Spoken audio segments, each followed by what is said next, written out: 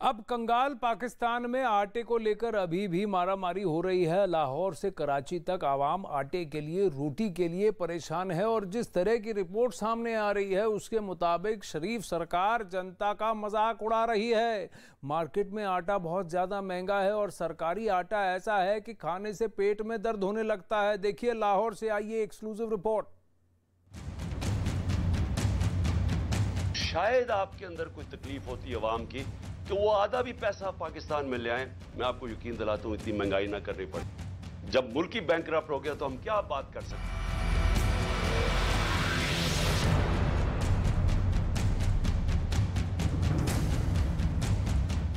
हिंदुस्तान के पड़ोस में हंगामा मचा हुआ है। कंगाल पाकिस्तान में राजनेता मौके का फायदा उठाने में जुटे हुए हैं, जबकि आवाम महंगाई की चक्की में पिस रही है। थाली में सब्जी और दाल की क्या कहें, जब पाकिस्तानियों के लिए रोटी तक मुहाल हो चुकी है। मैं आटा लेने के लिए क्या 1 किलो आटा लेने के लिए आया हूँ, 20-20 किलो आटा लेके जाता हूँ। गवर्नमेंट ने खाना खराब करके रख दिया आवाम का। ये अपने केस माफ करवाने के लिए आवाम को उनको कोई ख्याल नहीं। क्या लाहौर, क्या इस्लामाबाद, क्या पेशावर, क्या कराची, पाकिस्तान के हर कोने में महंगाई को लेकर हाय तौबा मची है और सियासतदान महंगाई कम करने की बजाय आपस में भिड़े पड़े हैं। ये चक्की का आटा इसलिए है कि 2 नंबर आटा बहुत ज़्यादा आ रहा है, ठीक है। दूसरी एक और बात ये है कि आटे में मिलावट ऐसी हुई है कि लोग बीमार बड़े हो रहे हैं ये आटे की वजह से। जो बाहर आटा जो है ना, इधर 140 रुपये, ठीक है, बाहर 130 रुपये 120 रुपये मिल रहा है, लेकिन वो आटा खाने वाला नहीं है। शहबाज शरीफ की सरकार ने सरकारी खर्चों को कम करने की पहल की है, लेकिन आवाम को लगता है कि इससे कुछ नहीं होने वाला और अभी तो पाकिस्तान में बहुत बड़ी सुनामी आने वाली है। आटा तो लेना मुश्किल हुआ है। रोटी भी नहीं अच्छी, खाते जो पेट में दर्द। मार्केट में आटा 140 से 160 पाकिस्तानी रुपए प्रति किलो बिक रहा है, लेकिन सरकार अपनी ओर से आटे पर सब्सिडी देकर 65 रुपए प्रति किलो में आटा मुहैया कराने की कोशिश तो कर ही रही है। लेकिन आवाम का कहना है कि सरकारी आटा ऐसा है कि दिखता काला है और खाने में पेट में दर्द होने लगता है। ये आम जो दुकान से आटा मिलता है ना थैले वाला, वो ले रहे हैं। इसका रेट डबल से भी ट्रिपल हो गया है। 2100 रुपये का 15 किलो का सारा मिल रहा है। उनको चाहिए आवाम के बारे में तो सोचे, आवाम इसकी शदीद परेशानी क्या देखना चाहिए इस बारे में। पंजाब और सिंध गेहूं पैदा करने वाले 2 बड़े प्रांत हैं, जहां आटा 145 से 160 रुपए प्रति किलो के बीच बिक रहा है। खैबर पख्तूनख्वा, बलूचिस्तान और गिलगिट बाल्टिस्तान में कीमतें और भी ज्यादा हैं और वहां आटे के लिए मारामारी हो रही है। वहीं पेट्रोल की कीमतों से आवाम के मुंह से हाय निकल रही है। लाहौर के पेट्रोल पंप पर पेट्रोल 250 रुपए प्रति लीटर बिक रहा है, डीजल 263 रुपए प्रति लीटर है। हर बदलते घंटे कंगाली के महासागर में डूबे जा रहे पाकिस्तान पर चीन का कब्जा होने वाला है, ऐसी आशंकाएं जताई जा रही हैं, क्योंकि गरीबी, भुखमरी और कंगाली के महासंकट से गुजर रहे पाकिस्तान ने चीन से एक बार फिर भीख मांगी है और मदद के नाम पर कर्ज की नई किश्त चीन की ओर से पाकिस्तान को मिलने वाली है, ऐसा अनुमान है। लेकिन दुनिया जानती है कि चीन कर्ज के बदले क्या करता है। श्रीलंका में क्या कुछ हुआ सबने देखा। अब बारी पाकिस्तान की है। लग रहा है कि पाकिस्तान ने ड्रैगन की गुलामी स्वीकार कर ली है और अब चीन इसी बहाने आधे पाकिस्तान पर कब्जा जमा लेगा।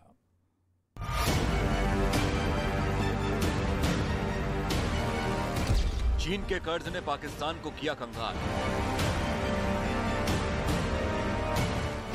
चीन की चालबाजी समझ ना पाए शरीफ।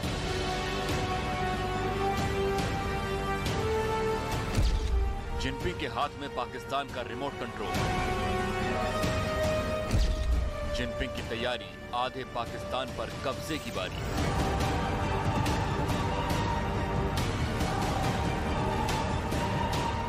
पाकिस्तान एक ऐसा मुल्क जो पिछले कुछ सालों में लगातार कंगाली के महासमंदर में डूबता जा रहा है। पाकिस्तान को कंगालिस्तान बनाने में बड़ी साजिश चीन की है। चीन की चालबाजी को न इमरान समझ पाए और न ही शहबाज शरीफ। हालात ये है कि अब जिनपिंग ब्रिगेड ने आधे पाकिस्तान पर कब्जे का प्लान तैयार कर लिया है। चीन तेजी से दुनिया के कमजोर और गरीब देशों पर अपनी पकड़ मजबूत करता जा रहा है। ये तो सभी को पता था, लेकिन किस देश में चीन का कितना प्रभाव है अब ये भी सामने आ गया है। अलग अलग देशों में चीन के प्रभाव को मापने के लिए 82 देशों के इंडेक्स में पाकिस्तान ने टॉप किया है, यानी चीन का सबसे ज्यादा प्रभाव पाकिस्तान पर है। कह सकते हैं कि पाकिस्तान का रिमोट चीन के हाथों में है। हम ऐसा क्यों कह रहे हैं, इसे जानने के लिए कुछ आंकड़ों को समझना होगा। अपने घरेलू बाजार के लिए पाकिस्तान इलेक्ट्रॉनिक्स, हार्डवेयर और मोबाइल फोन चीन से निर्यात करता है।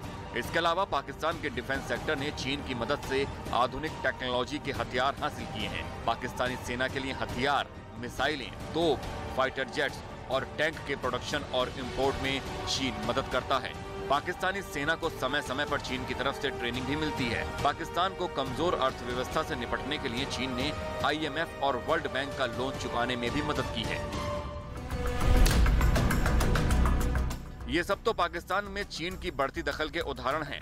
इतना ही नहीं, जमीन के भूखे जिनपिंग ने पाकिस्तान पर कब्जे के प्लान के तहत बड़े पैमाने पर बड़े बड़े प्रोजेक्ट शुरू कराए हैं। जिनपिंग की पुरानी रणनीति रही है कि पहले मदद के नाम पर कर्ज दो, इसके बाद वसूली के नाम पर मुल्क पर कब्जा कर लो। श्रीलंका के साथ चीन ने क्या किया, पूरी दुनिया ने देखा, और श्रीलंका वाले फॉर्मूले को चीन ने पाकिस्तान में अप्लाई कर दिया, क्योंकि पाकिस्तान की धरती पर ड्रैगन के कई ऐसे प्रोजेक्ट चल रहे हैं जिनसे अगर जिनपिंग ने हाथ खींच लिया तो पाकिस्तान पाताल में चला जाएगा। और ये सारे प्रोजेक्ट से चीन न केवल पाकिस्तान की जमीनों पर कब्जा किए हुए है, बल्कि वहां उसकी हिस्सेदारी भी है। यानी पाकिस्तान के हर सेक्टर में चीन घुस चुका है। जिनपिंग जब चाहें तब पाकिस्तान की सत्ता को बेदखल करके वहां अपनी हुकूमत चला सकते हैं। एक बर्बाद होते मुल्क में इतने बड़े पैमाने पर निवेश की चाल को न नवाज समझ पाए और न इमरान समझ पाए और न ही अब शहबाज शरीफ समझ पा रहे हैं। तभी तो एक बार फिर से शरीफ ने हाथ में कटोरा लेकर चीन के आगे हाथ फैलाया है और मदद के नाम पर चीन ने करीब 18,000 करोड़ पाकिस्तानी रुपए की भीख शरीफ के कटोरे में डालने का ऐलान किया है। लेकिन चीन की मंशा पाकिस्तान की जमीन कब्जाने की है। पाकिस्तान की हालत किसी से छुपी नहीं है। महंगाई ऐसी है कि लोगों के हाथों से निवाला छिन गया है। तो वहीं अब पाकिस्तानी आर्मी भी अपनी भूख से समझौता करने के लिए मजबूर हो चुकी है और इसका असर यह है कि शरीफ सरकार से सबका भरोसा उठने लगा है। कहा जा रहा है कि पाकिस्तान में किसी भी वक्त तख्ता पलट हो सकता है।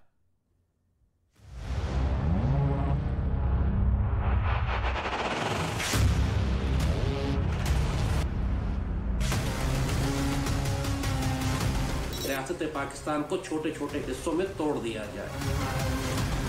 सिर्फ फौज होगी, पूरे मुल्क में मार्शल लॉ ही होगा।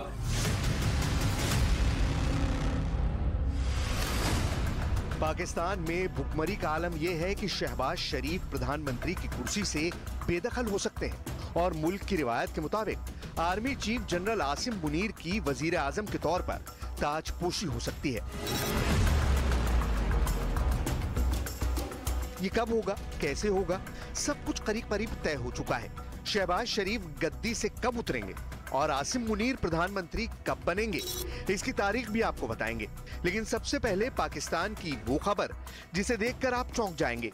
पूरी दुनिया देख चुकी है कि पाकिस्तान की आवाम कैसे भूख से बिलबिला रही है और अब आलम यह है कि यहाँ की फौज को 2 वक्त का खाना तक मैसर नहीं है। पाकिस्तान के टॉप मिलिट्री कमांडरों ने आर्मी चीफ से दो टूक कह दिया है कि कटौती बहुत हुई। अब तो हालात ऐसे हैं कि फौजियों को दोनों वक्त खिलाने तक के पैसे और राशन नहीं है। खाद्य महंगाई दर का आंकड़ा 12 से 36% हुआ तो पाकिस्तान की सेना ने फौजियों के खाने में बजट से पहले ही 50% की कटौती कर दी। पाकिस्तान की सेना एक फौजी पर हर साल औसतन सिर्फ 35,13,968 रुपए ही खर्च कर पाती थी। कटौती के बाद पाकिस्तान के हर जवान के लिए सालाना महज 17,56,984 रुपए का बजट बचा था। लेकिन अब इतने पैसे भी नहीं बचे कि जनरल आसिम मुनीर अपने जवानों के पेट तक भर पाएं। हालात कितने बदतर हैं इसकी गवाही आपको इस वीडियो से मिलेगी। पेशावर में पाकिस्तानी फौज के पास चाय पीने तक के पैसे नहीं है। ऐसे में चाय की दुकान पर फौजियों ने चुस्की ली और जब नाबालिग दुकानदार ने पैसे मांगे तो उसे पाकिस्तान आर्मी के जवानों ने सरेआम पीट दिया। पाकिस्तान में अंधेरगर्दी ऐसी मची है कि बड़े बड़े मिलिट्री एक्सपर्ट को भी मुल्क के टुकड़े टुकड़े होने का डर सता रहा है। पूरी रियासत एक बंद गली में आ चुकी है। किसी के पास किसी मसले का कोई हल मौजूद नहीं है। मुकम्मल फिक्री सियासी, नजरियाती, माशी अनारकी, और इसमें फिर अस्करी दहशतगर्दी इस हद तक सर उठा चुकी है कि रियासत के बारे में इतने शुकूक और शुबहात उठाए जा रहे हैं कि खुद पाकिस्तान के अंदर बैठे हुए लोग, अब नापाक और पलीत लोग, ये मशवरे दे रहे हैं कि रियासत पाकिस्तान को छोटे छोटे हिस्सों में तोड़ दिया जाए। पाकिस्तान में जब इनडायरेक्ट हुकूमत करने वाली आर्मी के पास खाने के लाले पड़े हैं, तो भला मुट्ठी भर आटे और 2 रोटी के लिए अवाम मरने मारने पर उतारू क्यों नहीं होगी? पाकिस्तान में कारोबार चौपट हो चुका है। बड़े बड़े इंटरनेशनल कारखाने बंद हो रहे हैं। हालात इतने खराब हैं कि अब सालाना 2,19,492 करोड़ रुपए का बिजनेस करने वाली पाकिस्तान की आर्मी भी भूख से छटपटा रही है। ऐसे में अब खुद पाकिस्तान की मशहूर हस्तियां भी मुल्क का हश्र, श्रीलंका और लेबनान जैसा होने की आशंका जता रहे हैं। मुल्क अगर श्रीलंका बन जाता है, लेबनान बन जाता है, लेबनान में आपने देखा पूरे बैंकों को आग लगा दी लोगों ने, क्योंकि बैंकों ने पैसे देना बंद कर दिए, कैश फ्रीज कर दिया, लोगों के पैसे जो बैंक में थे वो गए। अब लोग लेबनान में बैंकों को आग लगा रहे हैं। श्रीलंका का हाल आपने देख लिया था। ये पाकिस्तान को उसी जानिब लेके जा रहे हैं। पाकिस्तान पर तहरीक तालिबान कैसे कब्जे के प्लान को अंजाम देने में जुटा है, उसका सबूत भी आपको आगे दिखाएंगे। अभी आप वो सुनिए जो 23 करोड़ से ज्यादा पाकिस्तानी अवाम के लिए ही नहीं, पूरी दुनिया और लोकतंत्र के लिए खतरे की घंटी है। और रेड लाइन अल्लाह न करे क्रॉस हो गई तो फिर आर्मी हार्ड इंटरवेंशन कर सकती है, और जाहिर ऑप्शन ही कोई नहीं फिर उसके पास। और तीसरा एक पॉइंट होता है, जैसे कहा कि 2 ऑप्शन बताए थे, सुप्रीम कोर्ट या आर्मी, और तीसरा ऑप्शन ये है कि फिर इन्वेजन हो जाए पाकिस्तान पे, इतना कोलैप्स कर जाए आप कि हमारे दोनों जानिब इतने ताकतवर दुश्मन है, टीटीपी बगावत के लिए, अंदर इंसर्जेंसीज के लिए और हाई इंटेंसिटी इन्वेजन के लिए भारत हमारे अंदर दाखिल हो जाए। उस वक्त ये पूरा निजाम, ये कॉन्स्टिट्यूशन, ये आइन, ये पार्लियामान, ये सब बकवास भग से उड़ जाएगी। उस वक्त सिर्फ फौज ही फौज होगी, पूरे मुल्क में मार्शल लॉ ही होगा। यानी पाकिस्तान में मार्शल लॉ लागू होगा, तख्ता पलट होगा, जनरल आसिम मुनीर प्रधानमंत्री बनेंगे। इसे लेकर चर्चाओं का बाजार गर्म है। हालांकि इन चर्चाओं में यहाँ के एक्सपर्ट बेवजह भारत को घसीटने से भी बाज नहीं आ रहे हैं, जबकि सच ये है कि पाकिस्तान पर टीटीपी यानी तहरीक तालिबान पाकिस्तान के हमले का खतरा मंडरा रहा है।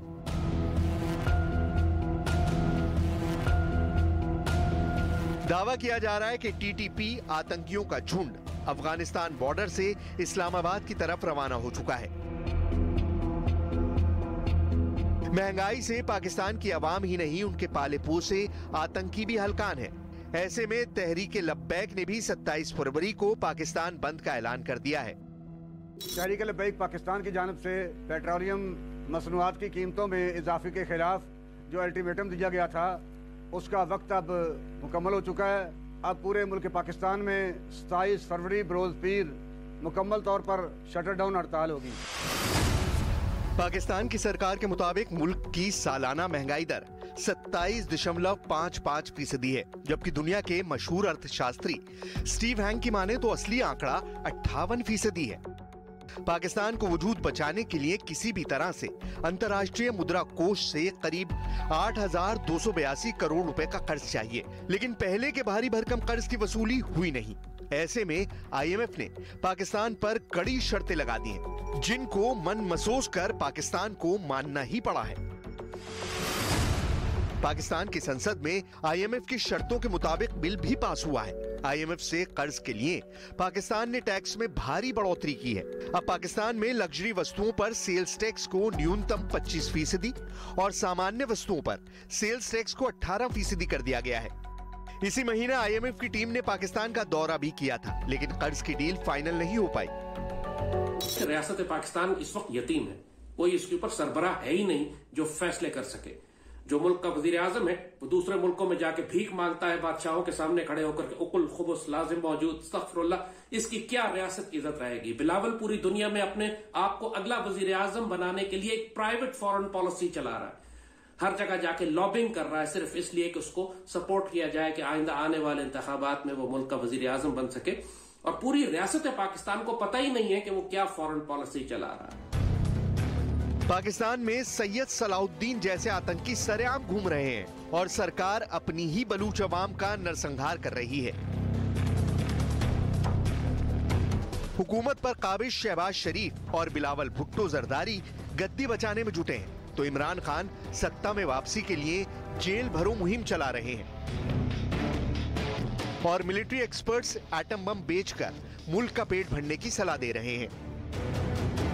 दुश्मन के आगे जबरदस्ती वो हमें डिफॉल्ट करा के ये कहें कि हम आपके एटमी हथियार कॉम्प्रोमाइज कर रहे हैं, उससे बेहतर ऑप्शन हमारे पास ये है कि हम मुसलमान मुल्कों के साथ एक सिक्योरिटी कोलैबोरेशन करें, न्यूक्लियर कोलैबोरेशन करें, अपनी न्यूक्लियर टेक्नोलॉजी एक्सपोर्ट करें लीगली और उससे अपना फॉरेन एक्सचेंज कमाएं। पाकिस्तान के हालात विस्फोटक हो चुके हैं, वहां कब क्या हो जाए कोई नहीं जानता, लेकिन जैसे हालात बन रहे हैं उसके मुताबिक भूख से मरने को आर्मी ने बागी रुख अख्तियार कर लिया है। ऐसे में अब एक बार फिर पाकिस्तान में मिलिट्री राज की उल्टी गिनती शुरू है।